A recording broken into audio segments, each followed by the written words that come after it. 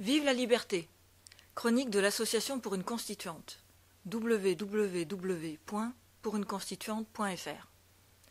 La passionnante épopée de l'UMP n'est pas un accident de parcours, mais un révélateur de plus de la crise dans laquelle s'enfonce la vie publique. Car si le PS apparaît, depuis quelque temps du moins, plus paisible, c'est tout simplement parce que l'élection d'un de ses membres à la présidence de la République discipline son fonctionnement interne. Toute parole non conforme aux intérêts du chef de l'État est en effet proscrite. Le poids du chef, c'est ce qu'on appelle aujourd'hui la démocratie. On appréciera d'autant plus le courage des parlementaires de la majorité qui ont voté non à la ratification du pacte budgétaire en dépit des menaces et des chantages. Fondamentalement, la démocratie est un régime qui permet aux citoyens d'effectuer des choix de fond après un débat raisonné. En France, on appelle cela la République.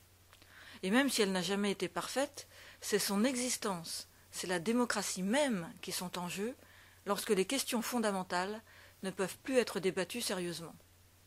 Les affrontements autour de Notre-Dame-des-Landes révèlent à minima les carences du débat démocratique. Et l'affaire Mittal a montré que, devant les grands intérêts financiers, un État, qui est pourtant supposé incarner la volonté des citoyens, ne semble pas peser lourd. On notera au passage que l'État en question s'est lui-même dépossédé de ses moyens d'action en signant des traités qui le ligotent. Mais passons.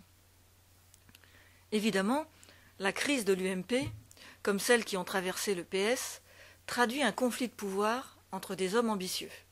Mais elle reflète surtout le vide abyssal de nos institutions. Quand les grands sujets échappent à la démocratie, le culte du chef remplace souvent le débat d'idées. Les partis, réduits au rôle de machine électorale ou d'écurie présidentielle, ne sont plus capables de faire écho aux aspirations des citoyens et d'en porter la parole dans les lieux de pouvoir.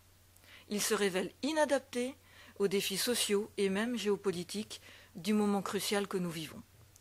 Si nos institutions doivent être réformées, ne faut-il donc pas également réinventer en profondeur le rôle de nos partis politiques ? Il est frappant de constater que des partis qui naissent adoptent peu ou prou les mêmes travers que les plus anciens. L'entrée dans la compétition présidentielle prime sur la cohérence et la solidité du programme. Notre pays a déjà connu dans son histoire des périodes délétères de ce genre. Il s'en est toujours sorti lorsqu'il a fait confiance aux valeurs républicaines.